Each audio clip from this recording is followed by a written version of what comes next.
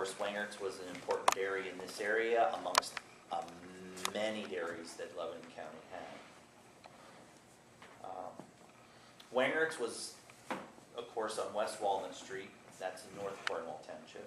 Began by Samuel K. Wengert in 1931.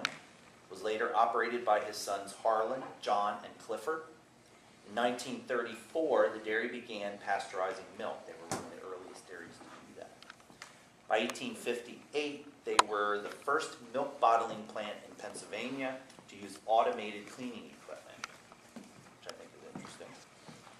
They eventually sold to Dean Foods in Dallas, Texas in 1999. And today, of course, the dairy under Dean Foods produces its Swiss premium brand milk, which has won numerous awards at the farm show and places like that. They make cultured products and cream, flavored drinks, iced tea, which is all sold throughout central Pennsylvania. And if you go to any of the stores around here, you will see it as well. I'll give you some other dairy names, too, that were in Lebanon County, and there's a whole list of them. And I believe we have here a collection of milk bottles, and I'm not sure what they're doing with the exhibit at this point, but from almost every single dairy that is in Lebanon County. I think we have a representation of every single one. Am I right, Warren? Yeah. We do. Here's a few. Ferndale Dairy, which was in Lebanon. Twin Spring Dairy, which was in Jonestown. Smith's and Baumgardner's Dairies, which were in Palmyra. Dalmar Dairy, which is one I remember in South Danville Township. Grimes Dairy, Fredericksburg. Springdale Dairy, Clayona.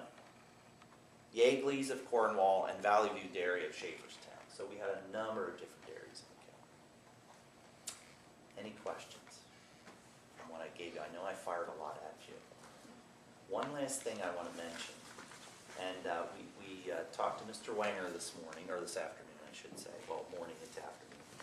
And we just wanted to point out that, you know, he's been in business for quite a number of years, and from talking with him a little bit this afternoon, he's been in business since about 1944. So I think that's pretty cool for somebody to be in business that long, and to keep a business going like that. You take notice with certain businesses, you know, we don't have too many in the county that are very old. There's a lot of new different situations. We do, I mean, a farm is a business too, of course, and Mr. Wenger associated with repairing farm equipment and stuff like that, and selling it. Am I right? Just want to make sure.